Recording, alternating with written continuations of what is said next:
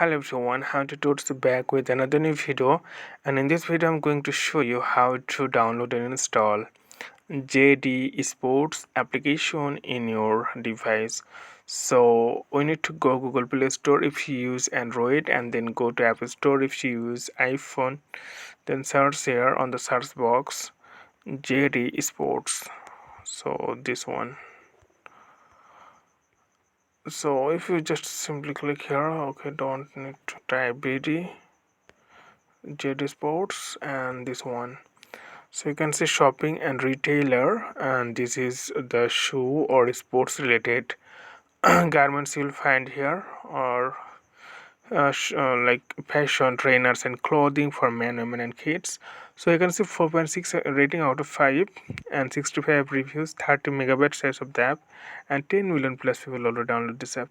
So what you need to do, you need to tap on the install. So it takes few moments to install in your device. So okay friend, I hope this video is helpful for you. So today's no more, and thank you for watching.